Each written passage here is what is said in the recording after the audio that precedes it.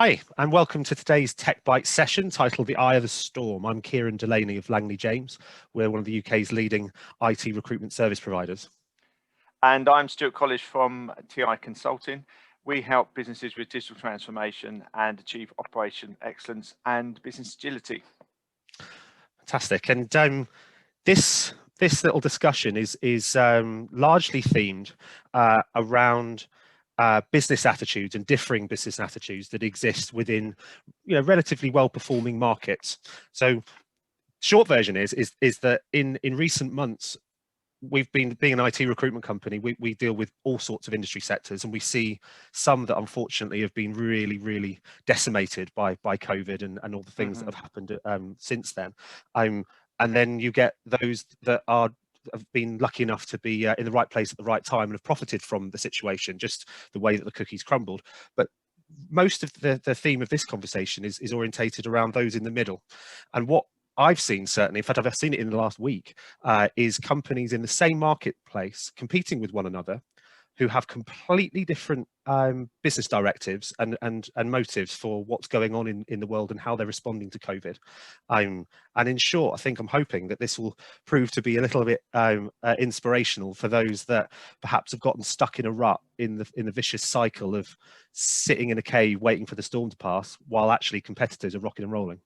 Exactly. I mean, I from my career and my experience, I see three types of companies out there. The ones, like you just say, the ones that are doing it really well, that are adapting to change and utilising digital technologies. Then there's the ones that think they're doing it okay, and then there's the ones that are just burying their heads in the sand. And basically, this isn't a kind of judgment of any of those companies. We just want to provide some advice and just sort of look at what's gone on over the last 9 or so months, and because a lot of people thought this was going to be over Christmas, and now we potentially got a fair few months of it. Hence the title, Eye of the Storm.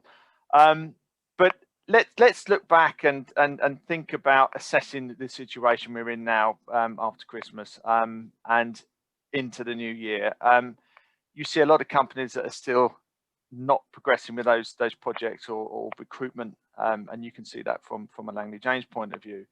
Certainly, we need to understand what those challenges are and what's preventing those companies who aren't taking advantage of opportunity, what's preventing them from moving forward. And that's what we need to do is offer some advice and some areas that some low-hanging fruit, some quick wins that can help those companies move forward. Well, actually, just last night, I was talking to a senior director for a major charity in the UK, and he's been working from his conservatory for 10 months. Right, so imagine how, the walls are up. Historically, you'd be more networking, you'd have more insight in what's going on beyond the walls of your business. But right now, they don't know what's happening. So how would they know that their competitors have found opportunities? Well, this is it. So we're looking at the 5 R's. We've come up between us with these 5 R's that can look at and focus on areas of the organisation that can propel you forward.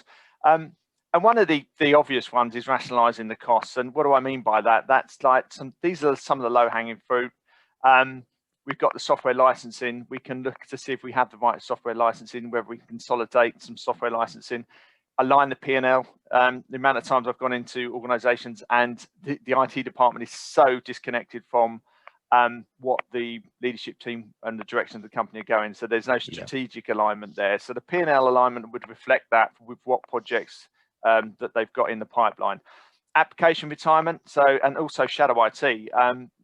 Applications that aren't necessary because you might have another core suite that will do that, but people just don't know that it does do that, and I've often seen that as well. That's about service adoption. Also data, and there's 2 things up there on data optimization, understanding what your data is and where to put it in the cloud, because by strategically planning how you distribute that data in the cloud and how you use those SaaS and PaaS platforms and IaaS platforms, it's key to saving money.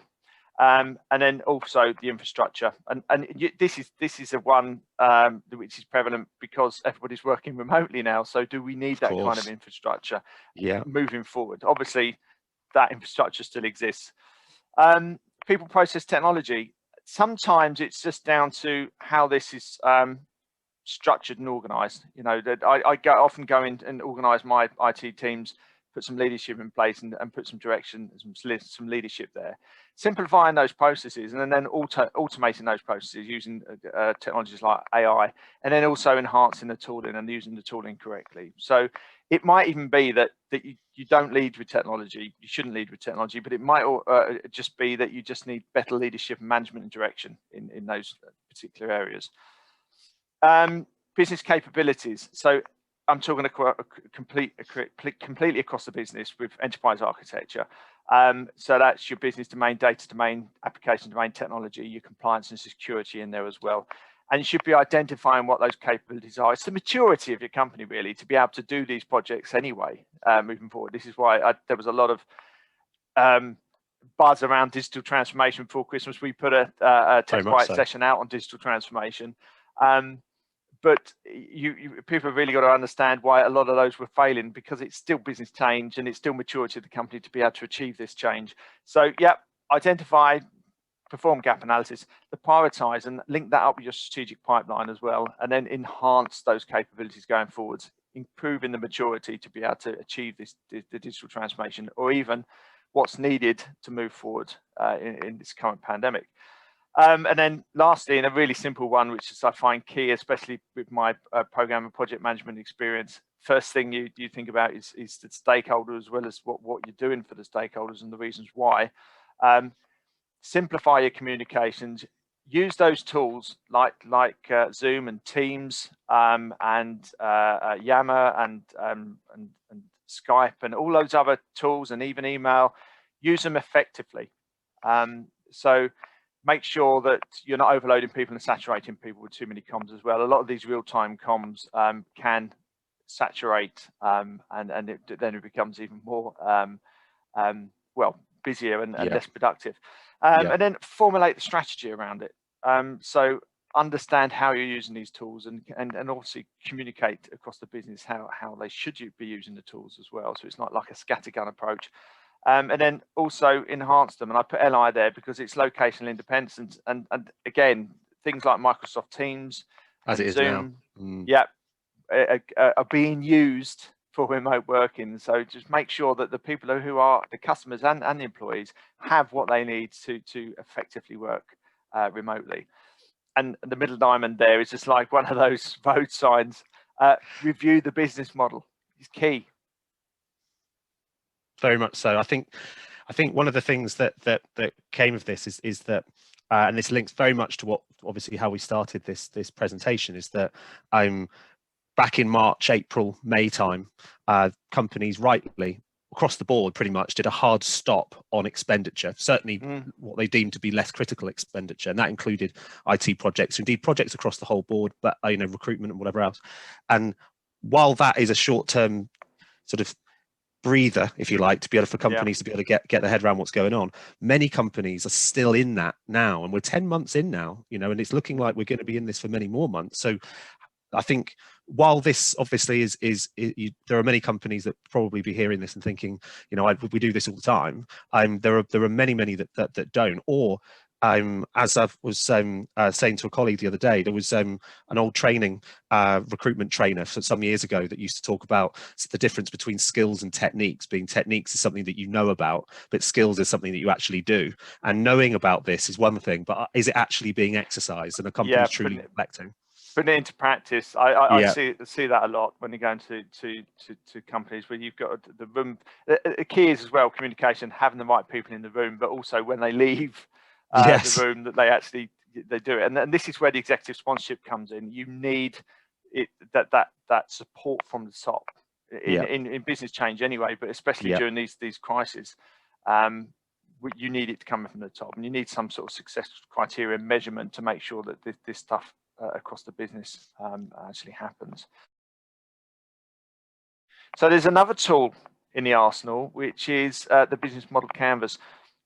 It's all over the internet. I've used it for years, but let's just whiz through this quickly, and then we can talk about how this is relevant to what we're trying to, the message we're trying to put across.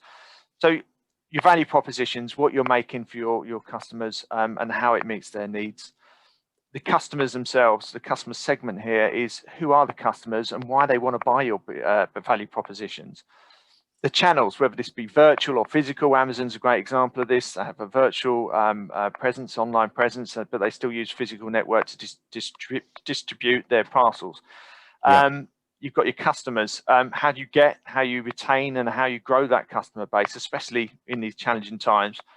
And then how you're actually monetizing, how you're actually making money off this. So what is your model and your revenue strategy for to put this into practice. Key resources, this could be personnel, physical materials, intellectual property, key partners. What can they do that you can't, and what can they do quicker than you can't? So focus your teams on what they're good at, and then take specialist partners in, understand what they're going to do for you. But don't just chuck it over the fence to them. That's why you have those internal SMEs. But yeah, really key using those external partners, and also key activities. What activities are you going to do on a day-to-day basis? Standard operating procedures, your operating model across all your business units to be able to deliver the business model, which is in place to deliver that those strategic objectives and your mission and your overall vision. Then you've got your cost structure. How are you going to finance the business model going forwards? What's your CapEx, OpEx structure? And this will vary whether you're PE-backed, VC-backed, or you're a private sector company.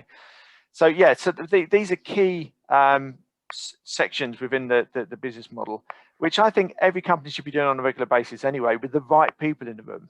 And that means, I remember you saying that someone contacted you from an HR department and said, can you take me off the list because this stuff isn't relevant to us? Yes, yeah, when we were talking about digital transformation. Yes, that's right. Yes, and that it is. This is the thing. You should be in the room, because if, say, finance team cut recruitment because they're saving costs, and that's kind of the old-fashioned playbook of doing it. Knee-jerk reaction, save costs across the board. It's going to stifle other parts, and by having this in front of you with the right people in the room, you can connect the dots. Yeah, absolutely. And I think we're seeing that. And as we said earlier, it's totally understandable that everybody did the hard stop back when no one really knew what was going on and what direction this whole crisis was going to take and how it was going to affect their business models. But as the dust has started to settle and people have sort of climatized to a large extent to how we're all operating now, be that with a largely remote workforce or whatever the dynamic is of the business, I think there are certain hangovers that have stuck in. Certainly, if you're looking at this business model, you can see that back in April May time, companies had stopped expenditure on, as you said, advertising, recruitment, IT projects, and all these kind of things. Or to get those through sign off, it was every manager in the whole business pretty much had to get a signature on a bit of paper. And I think that the problem is that the world is moved on, and even though we're still in crisis, and if you watch the news, you'd be forgiven for thinking nothing's changed at all, but actually in the business world it has done. And in those markets that are trading fairly effectively, there are hangover decisions like multiple signature sign-offs and all sorts of other things that are more financially orientated that are actually affecting and causing bottlenecks throughout this whole business model canvas. But the other element of it as well is, of course, that while those companies are actually putting themselves at a competitive disadvantage by slowing down their processes, like recruitment, they're missing out on talent because the nearest competitor can snap someone up like that. Equally, there's other elements of the business model canvas here where companies are really capitalized. We deal with an awful lot of companies, large and small, and the Entertainer being one that have done something really, really clever. They've obviously recognized that people aren't buying in the same way. Their e-com propositions is good, but they've gone and partnered with Asda, because everybody can go to supermarkets even in lockdown, and they're proposing a store within a store where a whole aisle will be basically a little mini Entertainer shop within Asda, which is brilliant. But that's come as a result of reevaluating their business and figuring out what opportunities there are and how they can get their value propositions to their customers and via what channels. So while they're doing that, there will be other toy companies who are still saying, oh, well, we're just waiting for the world to improve and all the rest of it. And meanwhile, the Entertainer are rocking and rolling, and every industry that's relatively buoyant has got examples of both sides of the fence. So it's it's interesting. So I'm hoping people will be watching and listening, going, oh yeah, that might be us. I mean, like you said, people should be doing this. I mean, there's someone on LinkedIn that I know within my network. It's posted this post about detractors and people who are more critical of it. Yeah. It's kind of a very kind of divisive a view on advice, but this is what we're offering. There's no silver bullet to this. Like you say, you should be doing this anyway. Yeah. We're just either reaffirming it or giving some information and guidance to the companies who aren't. And this is only, we only quickly whiz through this. Yeah. But we could do a whole session on this, because every department can lock into this across the those different 9 sections. From an IT perspective, I'll be looking at technology integration into this and enterprise architecture integration, and also where those cost savings, especially with the 5 R's, how that fits into this. But HR, finance, PR, marketing, they will all come at it from a different angle, but absolutely it is underpinning. But it's and the reason why I say about a LinkedIn article and that kind of negative feedback of like, oh, I already knew that, you're not teaching me anything new. You had someone come back to you on that one. Yeah.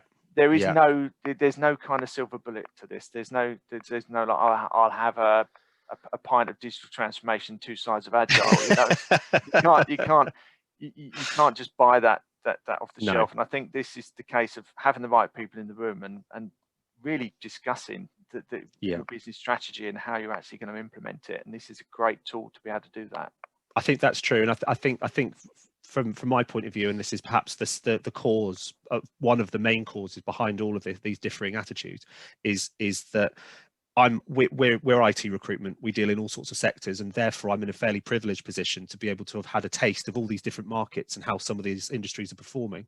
But if you're in a market like the toy industry, that's all you're in, and because of COVID, you're not even experiencing that much social interaction with anybody else from your market. So you're relying on stuff that's coming through on the internet. And if a lot of people's marketing budgets have shrunk, probably their communications have been affected, and actually information coming into your business about what's going on out there is less than it perhaps was before, or at least what everyone's going on about isn't perhaps as positive, because there's an awful lot of negative news out there. So it's understandable that companies might not realize that their nearest competitors doing something different. Exactly.